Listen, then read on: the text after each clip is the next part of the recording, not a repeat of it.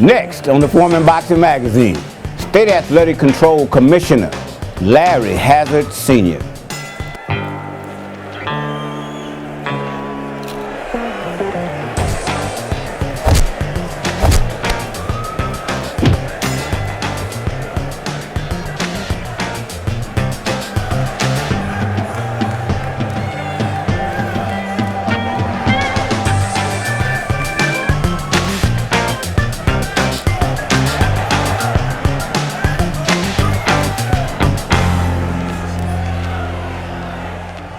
And my guest today, here in Atlantic City from the Irish Pub, New Jersey State Athletic Control Commissioner Larry Hazzard Sr.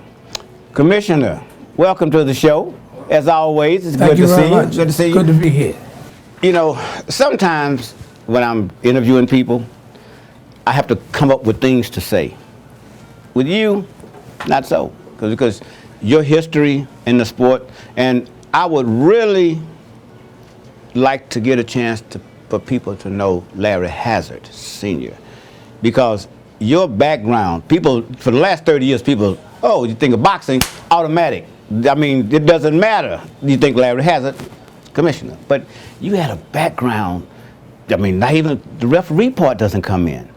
But then you had an education background as well. So tell us, if you don't mind, like leading us up to where Larry Hazzard got to be where Larry Hazzard is. Well, you know, it started many, many years ago, a couple of decades ago in Newark. I grew up in Newark.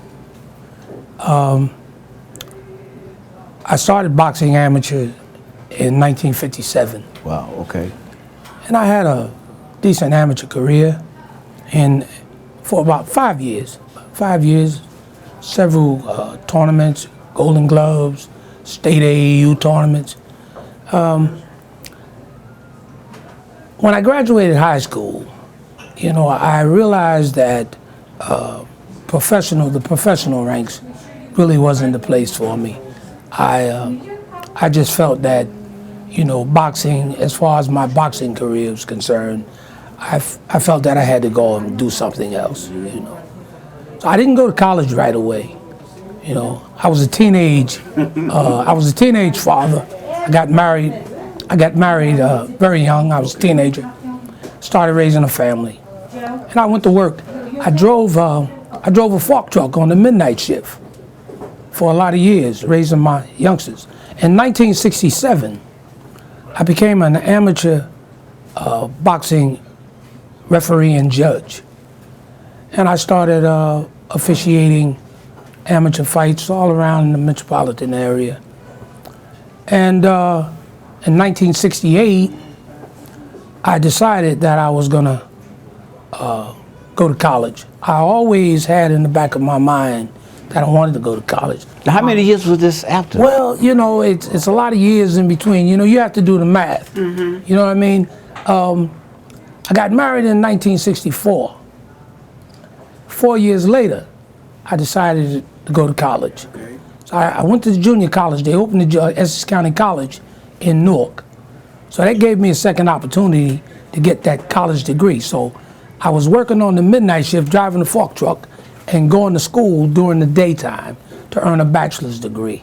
Well, I got my associate degree, and then I transferred into the Montclair State College. And in 1972, I got my bachelor's degree, and I became a teacher. Something that my mother always wanted me to. She wanted me to be a school teacher. Okay. She never liked boxing, so she was happy. So I started teaching, and I decided that I wanted to go to law school. I wanted to be a lawyer. So when I got my teaching degree, I took the law school exam for Rutgers University. I got accepted. But at the same time, I got a promotion in education, and they made me a vice principal. So I put the law school to the side. Okay. Because I needed the money to raise a family. Right. So after a couple of years, I decided that I was going to go to law school. They promoted me again and made me a school principal. And so I put law school aside again, And it was one more step. It gets a little bit better. I finally decided that I was going to go to law school. And then the governor of the state of New Jersey at the time, Tom Kane, he appointed me the boxing commissioner. Now, during all of these years, all in between, I became a professional boxing referee in 1978 when big-time boxing came to Atlantic City. Bob Lee. That's when the casinos opened up here? Yeah, when the casinos opened up, Bob Lee recruited me out of the amateur ranks, and he brought me to Atlantic City as a referee. And so I came to Atlantic City, and I started refereeing the events here. And a few years later, Bob Lee created the International Boxing Federation, a world sanctioning organization. And he started taking me around the world doing major championship fights. Now that was the first black African American, whatever, whatever. It was, not only was it African American based, but it was the first sanctioning organization in this country that represented. So all the other organizations were outside the country? Mexico and Venezuela. Okay. WBC, WBA. Okay. So Bob Lee created all of this. And he had a great deal of confidence in me. And he nurtured me step by step through the officiating ranks. And then a few years later, he handed me the baton, become the commissioner, and here I am. So that's it kind of in a capsule form. There's a drive there, though, that I noticed, when you're talking, because, high school, marriage, responsibility, family, back to school, but there's a drive that was there. Now, and I want you to tell us, because I found this out the other day, just in looking at you were like inspired by someone in your family that you really felt like was the guy that said, hey, you can do this. So my older brother, my older brother, Dez, he was like my inspiration. He was only a year and a half older than me. But he was like my inspiration, He was my brother was a guy, he was like a street guy, neighborhood, and well respected. And he was like a big brother, and he always wanted to see me do well, and he was always pushing me. You understand? And I was inspired by that, And he made me believe that I could achieve big things, and. You got to have that passion, and you have to have that belief in yourself, And I always had that inner drive to be the best. Okay, and these are the types of motivations that a person has to have. You have to have that belief in yourself, and I was always cognizant of how other people saw me and how they viewed me. So I wanted to be viewed in a positive light. And I also always wanted youngsters to look up to me, to emulate who I am, and to try to be like me. Like I was always trying to be like other people who were doing positive things, not just in your immediate surroundings, but in the world. So I always wanted to be a worldly individual. So that was the drive that gave me the passion. That was the inspiration that gave me the passion to strive to be the best. And so, I'm satisfied with my achievements thus far. You've even had a chance to be in movies. I mean, you did a couple of movies that you played the referee in the fight that I keep hoping that when they rewind it, there was a different outcome. But but unfortunately, history doesn't change like that. Yeah. But in the Rumble in the Jungle. But did you go to Africa to shoot that? Yeah. We went to Mozambique. Okay. South Africa or East Africa, and I was there for like a month and a half, and I was hanging out with Will Smith and Jamie Foxx and and things happen in strange ways, because I had refereed major boxing events all over the world. I've done fights in almost every continent, but I had never been to Africa. And once I became the commissioner, my refereeing days were over. And so I felt like, wow, all of these places I've been, but I've never been to the homeland. To the homeland. And all of a sudden this came along.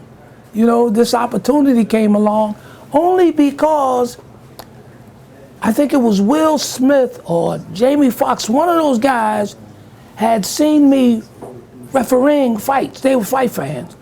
And they found me. They wanted me to do that part.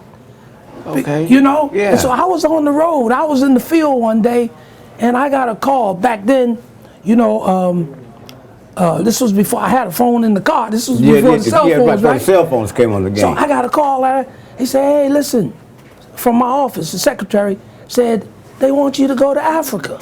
I said, what? He said, yeah, they want you. They're making a movie, the Ali movie, and I got all the information here. They want you to be the referee. And I found out, in the movie, I found out that they wanted me to do that part. Okay. You know? So I'm like, wow. And the greatest thing that happened to me while I was over there is that we went to President Nelson Mandela's house. Oh, wow. Must have been an experience. Oh my gosh, man. The hotel where we were staying, he lived maybe like 3 blocks from that hotel. That's where he lived, in Mozambique. The whole cast, me, Will Smith, Jamie Foxx, and some of the others, you know, and the directors, we were invited to his house. He was a big boxing fan. He was a big boxing fan, and he loved Joe Frazier. That was his favorite. Okay. You know? And I was upstairs in the bedroom sleeping, in the room sleeping. They were banging on the door. Larry, come on, man, get up. You know, I said, what? He said, see, we used to film at night. Okay. You know, over there. Yeah. Because the fight took place. So we had to sleep in the daytime because we had to go to work at night, you know? So I'm sleeping. He was, get up, man, get up. We going to President Mandela's house. I said, what? Yeah, so we go down there, and you know, we're in this dining room. Man, I was like, whoa. I was like a little kid in a candy store. I know, man. that must have You know, been. and we got a chance to just sit with him. I don't know if I ever shared that picture with you, but that's a you picture. hadn't seen it. Oh yeah, I have a picture, you know, with me and him. You know, we talked about the fights. He asked me how was Joe Frazier. You know, he loved Joe Frazier. You know, and we took a picture when we were leaving. You know, I have it in my phone. You know, and you know, we were like embracing, and he's smiling at me, and Howard Bingham, who was Muhammad Ali's real photographer. Yeah. I said, Howard, you know, he's taking pictures. I said, you better take 10 or 12 If you don't of take these. any more, you better get if these. you mess this one up, you got a problem, man, you know. So, you know, Howard took that picture, and it was a small shot. I had that thing blowed up like that, man. You know, I got that picture. I'm so proud of that. And we had a chance to talk with him. And the one thing that he said to me that came in so handy years later because of some of the things that I went through on a personal side, I asked him, I said, President Mandela, he wasn't president anymore, but we were still addressing. Right. I said, President Mandela, I noticed that you don't seem to harbor any anger or hatred for the people, you know, who had imprisoned you, and, you know, you seem to be so forthright, forgiving, you know. And he said to me, and he said to us, he said that he was very angry when he first went to prison. But he realized that he could not let his anger destroy him from within. Okay. He said anger can destroy you from the inside. He said, but the way that you redeem yourself is to become a better person. You emerge better. You understand? And years later, you know, there was some things that happened, you know, Yes. in my own personal And life, I want to get to that because you know, that made me very, very angry, you know, because I was unfair. But I remembered those words, you know, just come back better. come back better. You understand? Yeah. Say that's the way you answer your enemies or people, the haters. Let the haters be the motivators that make you better. You know? And so I never forgot those words, you know, and they came in very handy for me when I was going through some times, you know, and I kept saying to myself, no, I'm not gonna quit. I'm just gonna, you know, block over here, I'll move over here, you know. As long as and you pray and you ask the Creator to just keep you healthy and keep your mind right. You have a program in New Jersey called Combat, which I've been fortunate enough, my wife had to attend a couple of them. And it seems as if every time I would see Nelson Mandela, once he got back into control or even retired, there was always a group of children around him. Well, now your Combat is about children. What brought Combat? What made Combat? What brought that together? Well, let me tell you how Combat was born. At the time, she's my deputy commissioner now. Okay. Rhonda Utley Herring. You know Rhonda. Yeah, I know Rhonda, yes. And your wife, Vern, she knows Rhonda. Rhonda, a lot of people don't know, Rhonda was at the Boxing Commission working when I came there. 30 years, in 1985, she was already there. Didn't know that. Working for Bob Lee and Jersey Joe Walcott. Okay. You know, I think she was in some type of recruitment program when she was in high school. Okay. Okay.